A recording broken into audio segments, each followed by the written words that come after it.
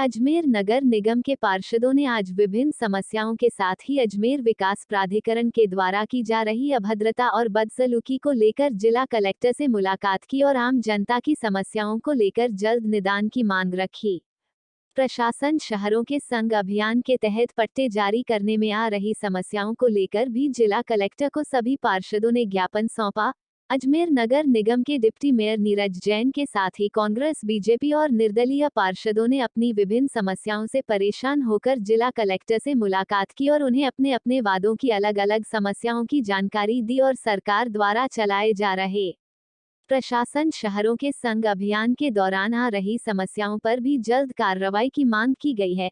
पार्षदों का कहना है कि एक तरफ तो सरकार सभी को पट्टे जारी करने के निर्देश दे रही है, वहीं दूसरी ओर प्रशासनिक अधिकारी लापरवाही बरत रहे हैं और कई बाजू में तो एक भी पट्टे जारी नहीं किए गए हैं, जिसके कारण आम जनता लगातार पार्षदों को गिरती है और प्रशासनिक अधिकारी इसमें कोई कार्रवाई नहीं कर रहे।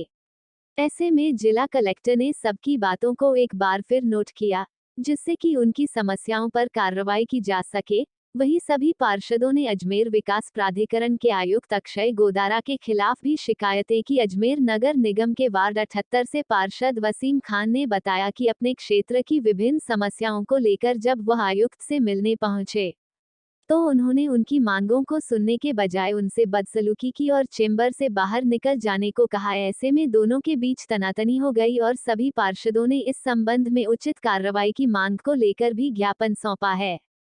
अगर जल्दी इन सभी विषयों को लेकर कार्यवाही नहीं की जाती है तो फिर 7 दिन के बाद सभी पार्षद धरना देंगे, जिसकी जिम्मेदारी जिला प्रशासन व सरकार की होगी। डिप्टी मेयर नीरज जैन ने कहा कि प्रशासनिक अधिकारी लगातार लापरवाही कर रहे हैं और जनप्रतिनिधियों की कोई सुनवाई नहीं हो रही। ऐसे में अगर सुनवाई नहीं होती है तो फिर सभी को सड़कों पर उतरना पड़ेगा। उन्होंने आरोप लगाए कि प्रशासनिक अधिकारी मुख्यमंत्री तक की बातें को नहीं सुन रहे, तो ऐसे में स्थानीय जनप्रतिनिधियों को तो उम्मीद भी नहीं करनी चाहिए, लेकिन वह जनता की विभिन्न समस्याओं को लेकर अपनी आवाज बुलंद करते रहेंगे।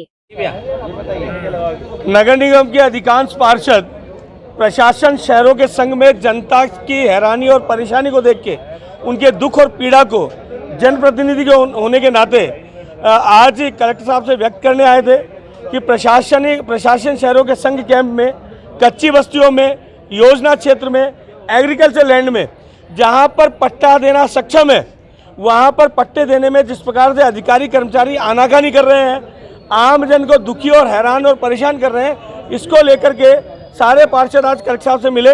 अपने अपने वार्ड वाइज जो समस्याएं आ रही उनको बताया। ध्यान में आ रहा है कि जिन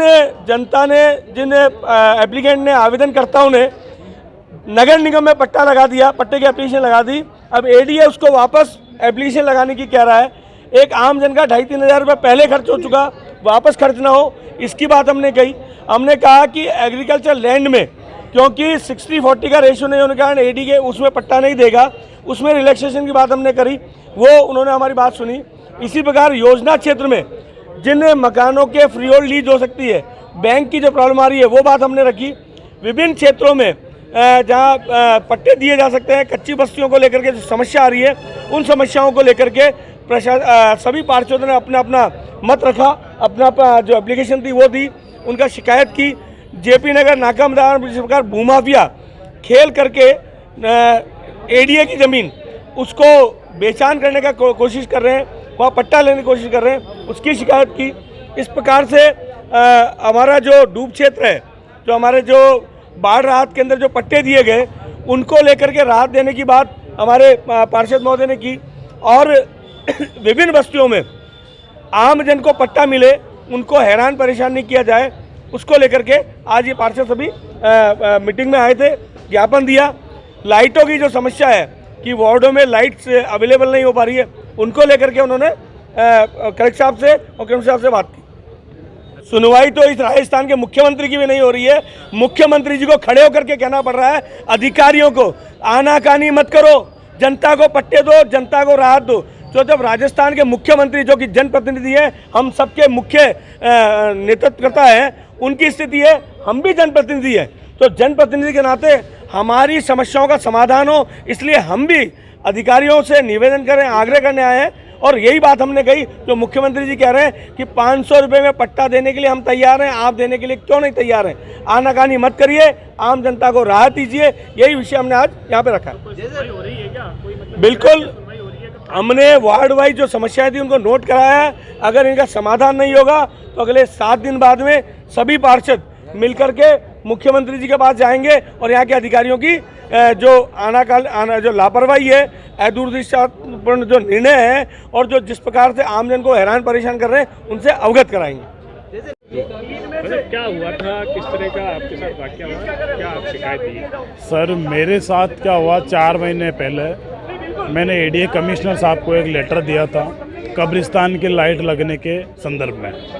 कमिश्नर साहब ने वहाँ के जो जई हैं अवतार सिंह जी, उनको बुलाया और उनको बोला कि एक बार आप मौका देख के और लाइट लगा देना। 4 महीने से ये कंटिन्यू टालम टोल का रवैया अपना रखा है। समय 10 दिन 15 दिन 20 दिन करते करते 4 महीने निकाल दिए, लगाने का नाम नहीं ले रहे हैं। कल मैं नया लेटर बना के कल मैं कमिश्नर साहब से मिलने गया था, तो वहाँ के जो पीए उन्होंने मुझे कहा कि सर आप जो है सेक्रेटरी साहब से मिल लो। मैंने कहा मुझे सेक्रेटरी साहब से नहीं मिलना है, मैं भी पूर्व में जब कमिश्नर साहब के कहने से मैं सेक्रेटरी साहब से मिल चुका हूँ, तो मुझे आज कमिश्नर साहब से केवल 2 मिनट का समय दिला दो। मुझे 2 मिनट के समय मिल जाए तो मुझे कमिश्नर साहब को लेटर देना है कि सर 4 महीने हो गए, आज तक मेरे कब्रिस्तान के अंदर लाइट नहीं लगी। मेरे लैंड फॉर लैंड का जो प्रकरण था मेरे क्षेत्र के अंदर, जैसे चौरसियावास गाँव जो है, मैं उस वार्ड से पार्षद हूँ।